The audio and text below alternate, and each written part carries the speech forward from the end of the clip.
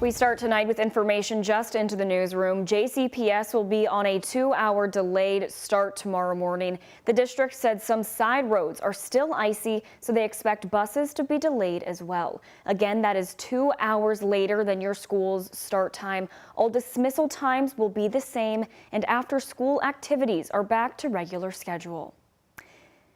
700 calls in one day. One local tow truck company says this week's storm has been historic. Hundreds of cars like some of them stranded in the snow and ice are now calling for service. Thanks for joining us here at 6:30. I'm Alex Diever. As the snow melts across the region, tow truck drivers are reflecting on a long week of snow rescues. WHAS11's Alexandra Goldberg and photojournalist Aspen Hester have more on the historic response. Call after call, Mosby and Jets Towing says that this has been a historic storm for them, taking at one point 700 calls a day. Probably a record historic week because we've had storms before. I've been here a little over 5 years, so yeah, we've had storms before, but this one, definitely historic. Now, taking a breath of fresh air, Felicia Roper of Mosby's Towing and Jet Towing says the volume of calls for cars stuck in snow or ice has finally subsided. But since last Sunday, she says they've had a record number of runs for snow rescues across Kentuckiana. Double or triple, she said, of their usual number of calls. Now, slower days are ahead for the drivers. Well, the weather's breaking and it's not as crazy on the roads. They're starting to clear out some of the streets, clear out some of the roads. The melting has helped a lot. Still, some of the side streets are a little bit still not done. But the main roads are also, our main concern as well, so they're done. She says it's the neighborhood roads that are tripping up drivers, and those are the areas they're paying attention to now. In Shively, Alexandra Goldberg, WHAS 11 on your side.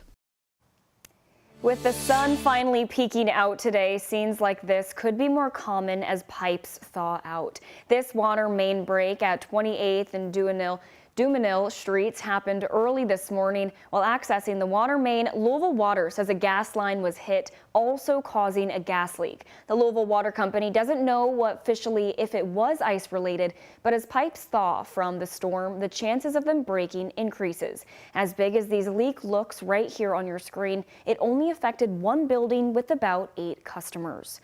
And now is the time to check if your pipes are okay before the big defreeze. If you have a sudden loss of water, check with your neighbor and see if they have the same issue. If they do, it's likely it's from a water main break, but if it's not, if it's just your pipes, they're likely frozen. You should turn the main water valve off immediately if you notice a problem. Then make sure your faucets are on so when the frozen water melts, it has somewhere to go.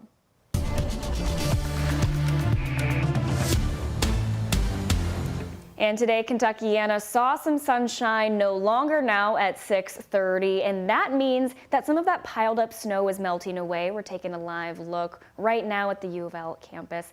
And we're joined now by meteorologist Matt Breland. And Matt, the melting snow and ice, I heard it all day at home today. It sounded like all these icicles were just falling off of my home. Yeah, as a matter of fact, you want to be careful around icicles. That's actually one of the biggest injury causers in the wintertime because they can easily fall off, and it doesn't take much for that to cause an injury. So look up above you if you're headed under any of those pathways that include some icicles, because that can get a little dangerous too. Temperatures right now 41 degrees across downtown Louisville, winds out of the south at 7 miles per hour. We've got temperatures just outside the city limits, 38 degrees in Fern Creek, 37 there in Sellersburg. The rest of us still seeing those temperatures actually above freezing for this time of the night. 37 in Bedford, Indiana, 37 in Elizabethtown, 38 in LaGrange, 40 for you guys there in Hardinsburg. You'll notice on satellite and radar we're staying mostly quiet this evening. A few small passing clouds dissipating here and there, and as we head into the later parts of the night, I'm thinking that we will see a few more of those clouds redevelop with us. But an area of low pressure is slowly making its way across the Great Lakes. This is going to bring in a quick little burst of some flurries as we head into our early Monday morning. No accumulations that we should worry about, nothing that's going to lead to any of the types of snow systems that we saw previously, but we are tracking some chances for some small, very brief, quick snow on Tuesday. A full breakdown all about those details coming up here in just a few short minutes. Thank you, Matt. Right now, Kentucky State Police are investigating 2 separate officer-involved shootings within just hours of each other. The search ended less than an hour ago for a suspect in Breckinridge County, a story we first brought to you on the night team last night. Kentucky State Police say Saturday night around 6 o'clock, Breckinridge County deputies responded to a domestic violence situation on Highway 2779. That's just north of Hardenburg. Deputies believe this man, Julio Morales, fired a gun from the house and hit a deputy. He allegedly ran with the gun into nearby woods. The Breckinridge Sheriff's Office and Kentucky State Police searched for him through last night into today, and he was arrested around 5:30 today by the Sheriff's Office. And just hours before that Breckinridge County shooting, another officer-involved shooting took place in Powell County, Kentucky.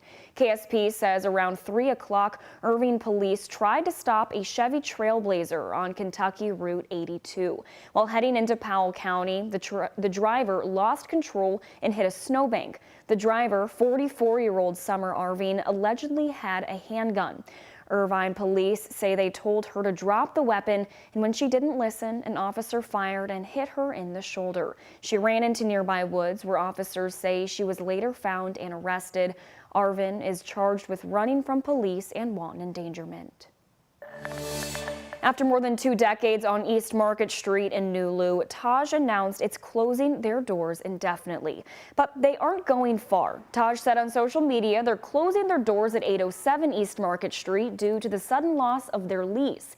But they're building an entirely new Taj right next door at 809 and 811 East Market Streets, complete with the patio, a crowd favorite. There's no date announced yet on when the bar will open in the new spot, and Taj said they will post construction and reopening updates on their social media accounts.